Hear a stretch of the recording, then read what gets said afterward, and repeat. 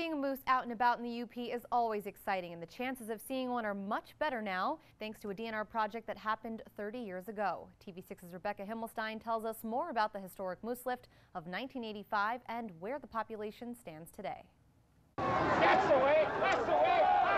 Between 1985 and 1987, 59 moose were brought to Marquette County. Our objective was to go to Canada, get some moose, release them, and with the idea that it would kickstart that population and kickstart the reproduction of the moose population. And it's hard to believe the effort happened more than 30 years ago. I worked on the project over a span of 25 years, and sometimes I have to pinch myself, but it's like, well, that was a half a lifetime ago. They had a lot of reservations about it, and what happened was phenomenal. It was almost a social thing that happened. Though time has passed, the moose lift is just as impressive today as it was back then. I think people still have an interest in how the population is doing, and people still love to see moose. Before 1985, the animals were scarce in the UP.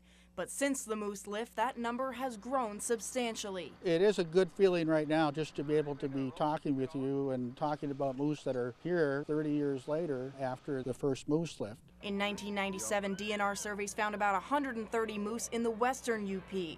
That number grew to more than 430 moose in 2011, but it's dropped to just 323 in 2015. I've never seen winter weather that would stop a moose, but that changed really in 1995, 96, and 96, 97, where we had two very, very severe winters, and even the moose had trouble during those winters. And now we've had three pretty severe winters in a row, to the point that I think moose numbers have been impacted by winter weather. Their numbers have dropped in recent years, but every so often they'll still make their presence known. They certainly draw a crowd. I joke with my family about using my keen powers of observation to see moose these days, and simply looking for the parked cars along the side of the road, I know pretty much, well, I better stop myself because there's probably a moose out there. And only time will tell what'll happen to the population in the future.